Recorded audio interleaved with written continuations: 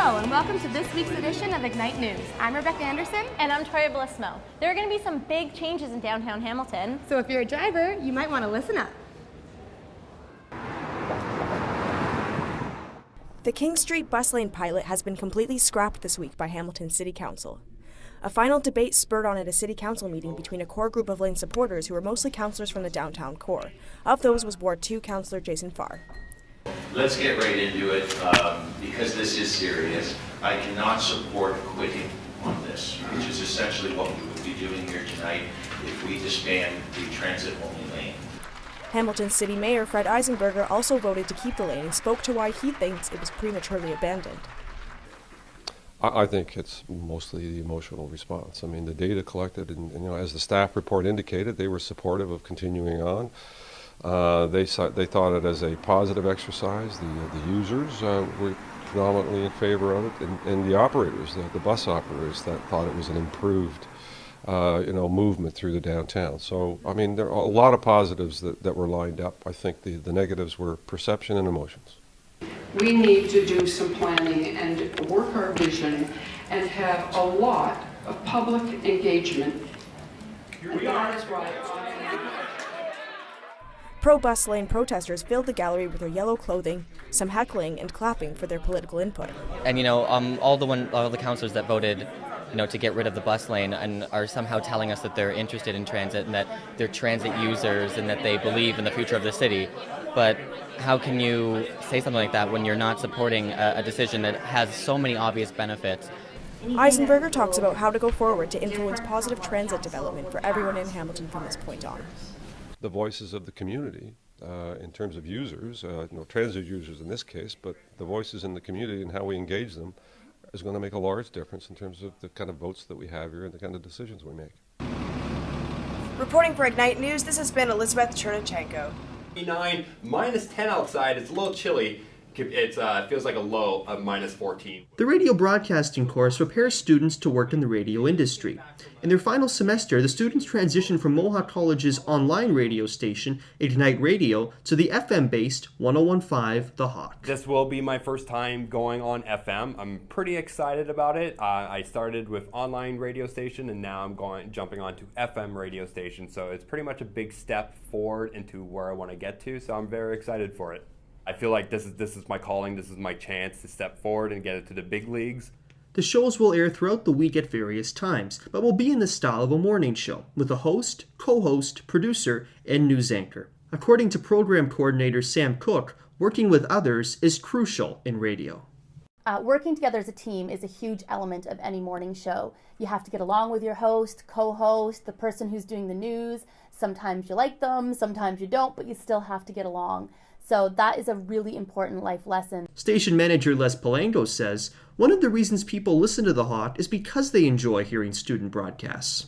Our listeners also find it interesting to listen to young broadcasters hone their skills. They know that they're not professionals yet, and they know that there's mistakes to be made, but it's fun to listen to them get better each week. And I think, and I have received a lot of emails and correspondence from listeners that they find it very interesting to listen to how young broadcasters develop on our station. Cook's advice to students is to act professional, but to be creative and take a lighthearted approach. It's business, they have to know what they're doing, but most importantly have fun. I mean, it's about entertaining the masses, informing the masses, but if you can't have fun doing it, it's really not worth it. I mean, no job is worth it if it's not fun. Student shows start on Monday, January 26th. The full schedule can be found at 1015thehawk.ca. For Ignite News, I'm Kareem Mosna. With the influx of new technology, there's a high demand on energy, and this technology is putting a stress on the existing power grid. But Mohawk students now have real-time access to information from the grid, conducting research to help prepare electric companies for whatever the future may entail. This is thanks to the Applied Research Project in Energy conducted at Mohawk. At the end of the research, another year from now, another year and a half, we will be able to go back to Hydro One and utilities and tell them this is what you would expect on your power grid another 10 years, 20 years from now with respect to new devices and new appliances. That will give them the ability to be proactive and start to prepare in terms of any kind of safety or filtering process or a protection process to adopt this kind of technology and to allow this kind of technology to penetrate through the grid. There is the expectation that by 2020 or 2025, 20% of our cars will be electric. The grid is not designed for this yet. The information from the grid is collected on an on-site server. The server will be interrogated by our central server at Funnel, and it will download the data on a daily basis. So at the end of the day, when the traffic on the network is low, that's when that server will send a command downloading all the data that we collected over that day. And the next day or the following day, that's where the group will start to look at through this data and sift through them and look what will be the next, if there are any observations, etc. This substation in Norfolk County is actually one of 4 test sites that they're using for the Applied Research Program in Energy by Mohawk. Reporting for Ignite News, I'm Dyson Wells. One of our Ignite movie reviewers has some Oscar-related reviews for you. And the Oscar goes to... This Oscar season, we saw a surprising number of TIFF films make it into the Best Picture, Best Actor, Best Director, and Best Supporting Actor categories. One of those is The Imitation Game, which stars Benedict Cumberbatch, featuring him as Alan Turing, a World War II British scientist looking to crack the Enigma code. Gentlemen, meet Mr. Turing. We to work together then. I'm afraid these men would only slow me down. Popular at school, way. Film critic Alex Reynolds thinks that The Imitation Game did a good job of focusing on what was important in Turing's story. But his accomplishments are what it's all about. And I think the film very adequately displays that. And he's up for an Academy Award, quite obviously, and is one of the highlights of the year for me. Another film that's garnering a lot of attention this Oscar season is the TIFF film Whiplash, which stars J.K. Simmons, and he's already won a Golden Globe for his performance as an eclectic music teacher. Cheer. Little trouble there. You're rushing. Here we go. 5, 6, and... Were you rushing or were you dragging? For Whiplash, that's kind of a dark horse in a way, too. And good for J.K. for doing what he's done on it, because it was amazing. The final movie in the TIFF Oscar preview is Theory of Everything, which stars Eddie Redmayne. All from home. What if I reverse time to see what happened at the beginning of time itself? Reynolds believes that being a bit of an unknown won't affect Redmayne's Oscar hopes. In this case, with all of the hype, the attendant hype that's gone on, it's going to help his chances. But no matter who ends up with the Oscar this February, Reynolds is just happy with the quality of the films. Thank goodness we're getting some quality films out there. For Ignite News, I'm Alex Smythe. Monday, January 19th, 2015. It's cold, debt is piling up from holiday spending, and New Year's resolutions are losing their momentum. These factors, along with others, led Cliff Arnell to declare the third Monday of January Blue Monday, the most depressing day of the year. Arnell first publicized this concept in 2005 as part of a press release for Sky Travel. This holiday company used this fictional Blue Monday as a successful marketing technique to persuade people to take holidays around this time of the year. Scientifically, there is no such thing as the most depressing day of the year, but the concept gives people something to think about. Actually, that fascinates me. I didn't know it was Blue Monday. I didn't even know what it was. A thing? I'll maybe be cognitive of it, but no, I'll still be having my same old Monday. To me, it's mind over matter. If you think you're depressed, you're depressed. If you refuse to accept it, you're not. I feel fantastic. I've never even heard of that before. I think when you hear a statement like today is the most depressing day of the year, definitely it can have a tremendous influence on somebody. But I think also, some might approach the day and say that, well, if this is supposed to be the most depressing day of the year, then I'm going to make sure that I do everything in my power to have a happier mood today. So whether you were aware of it or not, you survived this year's Blue Monday. For Ignite News, I'm Tanya Guerra. Yoga is good for flexibility and relaxation. As this next piece shows, it is also good for mental health. January is Mental Wellness Month. Cope McMaster held a free yoga session as a part of their Elephant in the Room campaign to raise awareness. So yoga is a really great way to work on mental health if you need time to relax. Yoga pretty much offers people an opportunity to have an hour or half an hour or however long they feel like spending on their mat just to themselves. And I think this could be really beneficial for people who have mental health issues because they can take the time to think about what they're feeling, how they're feeling, and sort of come to terms with those thoughts. I've been practicing yoga for 6 years. I started doing it as a way to sort of cross-train with sports, and then I kept doing it because I found that it was really good for myself as a whole to just take that time 1 hour a week or 2 hours a week to just relax and be with myself and just think about problems or work through tough situations. And yeah, so I kept doing yoga mostly for my mental health. Partnered with the Mood Disorder Society of Canada, Cope McMaster believes that mental health shouldn't be the elephant in the room. So we're going to be showing some TED Talks and then sort of discussing how they portray mental health and mental illness and having a discussion about it. And then next Thursday we're doing a games night. More information about the campaign can be found on the Mood Disorder Society of Canada website. Reporting for Ignite News, I'm Jessica Sovey. Ignite News reporter John Rich tells us more about Hamilton's toy drive. It's time to feel like a kid again. In September 2014, Chris Weston opened the Hamilton Toy Museum. It's an interactive place for kids and adults alike. You know, the adults that come in love to look at the displays and sort of remember their childhood. The kids that come in get to play with the toys that are available to them, that are hands-on, and they all have fun. Some of the toys are from Weston's personal collection, but the majority are contributed from the community. All the toys have been donated. They've come from people across Hamilton that have toys in their attic or garage or basement and just didn't know what else to do with them. The museum is sort of a perfect place for it. To grow the project, Weston is always looking for help from volunteers. We're hoping in the near future, with the help of some students from Mohawk College, to expand our hours and do some interesting things in the community as well. Although it's called a museum, Weston wants to create a fun environment for kids to learn and play. Kindergarten group they're more sort of play-based, so we have stations set up that are geared to that age group.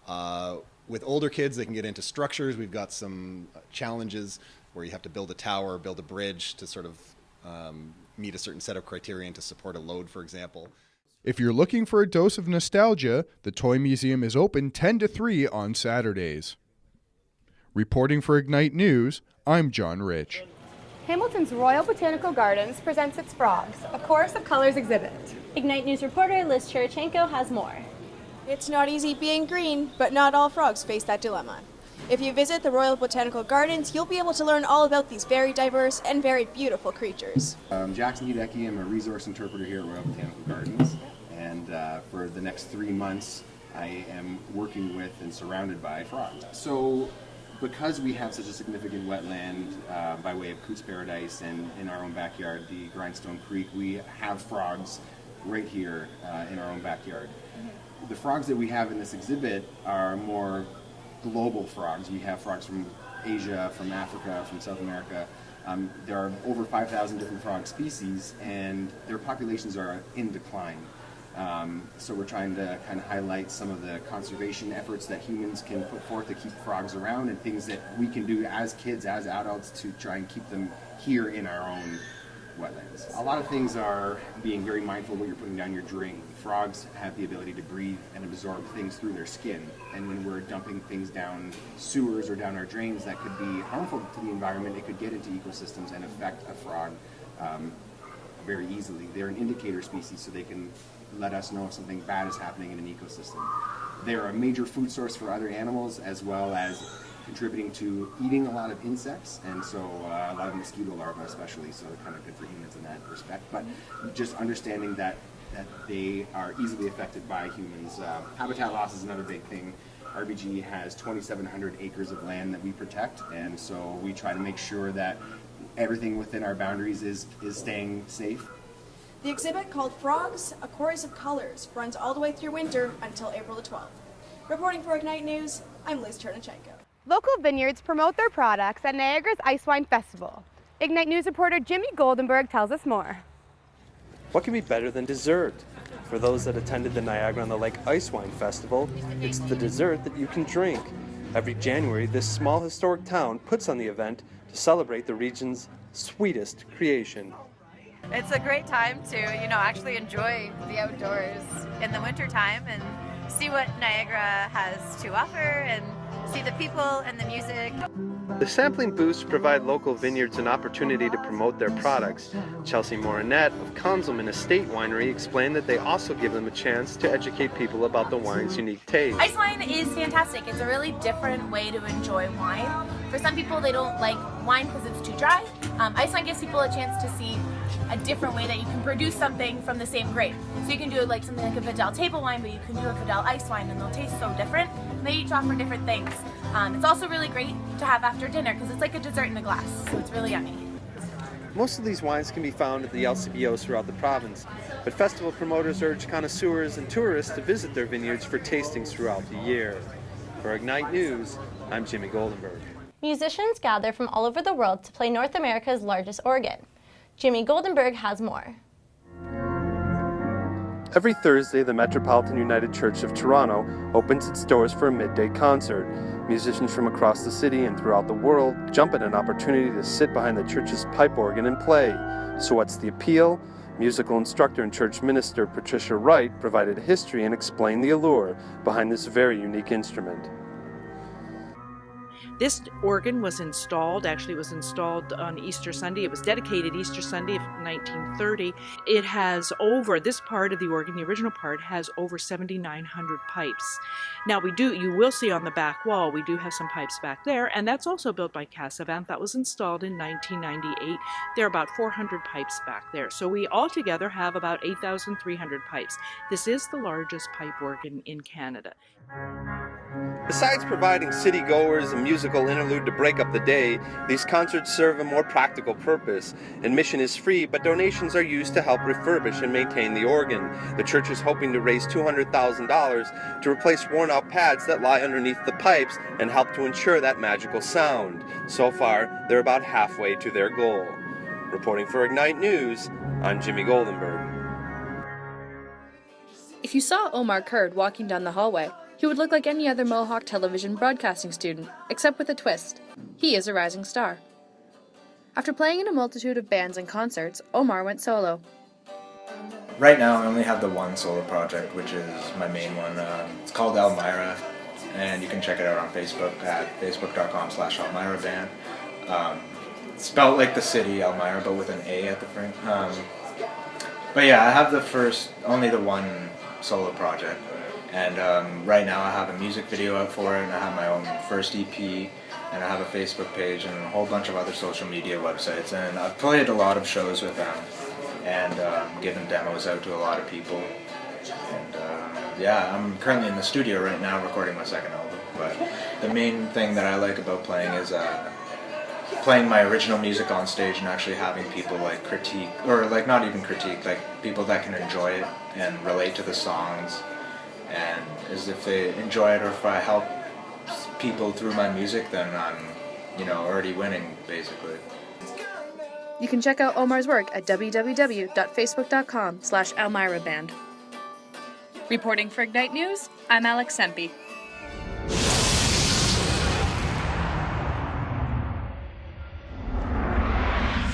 Magic the Gathering is the world's most popular trading card game. It's been going on since 1993, has dozens of books and video games under its name, and there are even rumors of a movie being made. For those who don't know what Magic is, the easiest way to describe it is, it's like the Pokemon trading card game. Or more so, the Pokemon trading card game is like Magic. Like many card games, you use powerful creatures and spells to defeat your opponents. And like many other card games, there are some cards that are worth more than a low-income house. Investment-wise, some Magic cards are more valuable than gold. Every 3 months or so, a new set of Magic is released. This set, Fate Reforged, is a continuation of a set printed in September 2014, Khans of Tarkir. But we're not going to look at that set. We're going to go back in time, when the Backstreet Boys were popular, moon shoes are awesome, and this looked amazing.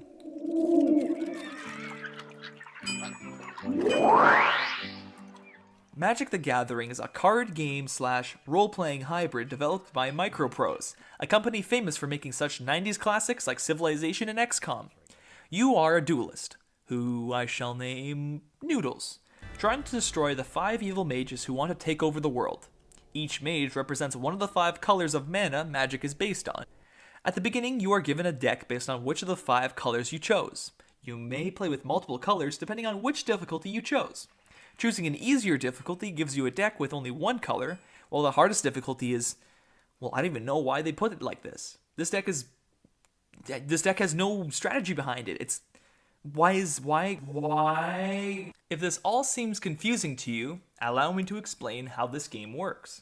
In your deck, you have creatures, spells, and lands. Each creature or spell have a mana cost at the top right corner. You can play the card by paying that much mana. You get mana by tapping lands. You can only play one land per turn, and each land taps for a certain color. To win a game, you have to hit your opponent until their health is 0. You can either play creatures and attack them, or you can play spells that deal damage directly. At the beginning of each match, you and your opponent randomly ante a card. If you win, you receive their anteed card and a few others. If you lose, you have to give up your anteed card. Each enemy's deck differs both in color and strategy. Harder enemies have more health and more powerful cards. However, because the cards you win come from their deck, harder enemies give better rewards. The world map consists of dozens of towns, cities, fortresses, and other locations where you can buy and sell cards, receive quests, and edit your deck. However, the 2 most important locations are the dungeons and castles. Each dungeon contains 3 really powerful cards that help your deck significantly. It's really funny that you can find cards like Black Lotus in this game lying on the ground, a card that, if in mint condition, is worth over $30,000 today. The castles are the domains of the evil mages, and are very similar in interior structure to the dungeons. Instead of having powerful rewards, you have more enemies and obstacles to overcome. Once you've defeated the evil mage in the castle, all of their minions disappear from the map, and their castle is destroyed. You win the game once you've destroyed all 5 castles. I really enjoy playing this game because it shows us what Magic used to look like. Off the bat, you can tell some cards that look bad or mediocre at best today were actually useful back then. One of the most powerful cards in Magic at the time wasn't actually Black Lotus, but Shivan Dragon, a 6-cost, 5 power, 5 toughness creature with flying that can boost its power for 1 red mana. Because most creatures weren't very efficiently costed and there weren't many ways to destroy creatures, Shivan Dragon can win the game almost single-handedly. The game itself is well designed and very satisfying because you are building your deck from the ground up. You have a lot more freedom and an overarching plot. One problem you may face is because the game was developed in the mid-90s, you may have trouble playing it without issues. Like many old games, they weren't really developed with the future in mind. This game can still be played on Windows 7 and 8, but some parts might go too fast for you, or the game's graphics might glitch out. But if you are a fan of Magic, or fantasy for that matter, and are willing to put yourself in the early years of the game, you'll really enjoy this game. It's one of my favorite games to date. Magic the Gathering is only available on PC. Dave Andrechuk Arena in Hamilton is empty for now, but once a year, Canadian hockey legends face off against music icons in a game of shinny in the name of charity, and this year, that will be here, the Juno Cup.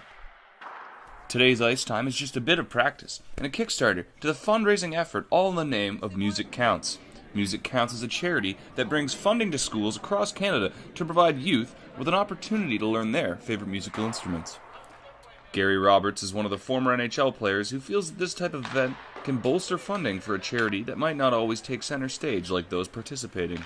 We enjoy the charity. I mean, Music Counts, what they do for music across Canada and the money they give to the schools is pretty impressive. So it's nice to be part of this thing, and hopefully we'll come out on top again this year. As a Hamilton native, Rick Natras is excited about showcasing a charity event like this in his hometown. When they called me and asked me if I was interested to do it in my hometown, first and foremost, that was an easy yes. You know what I mean? And the cause is great, sending instruments to less fortunate kids. And, you know, that opportunity to do fundraising with music, with hockey, it just seems the Canadian way. Jeremy Weiderman hadn't even taken up the sport of hockey until about a year ago, but he's excited for the opportunity to play a game with some fellow Juno Award winners and gold medalists and NHL players. You know, I've been going a lot and practicing a lot, but there's nothing you can do to make up for, you know, decades of experience. Smiles and a good time on the ice with some jersey swapping to even out the squads, although that might change when the full rosters are announced. Overall, a great event for a great cause, all part of what is sure to be a great Juno week in Hamilton. For Ignite News, I'm Nick Heinknapp.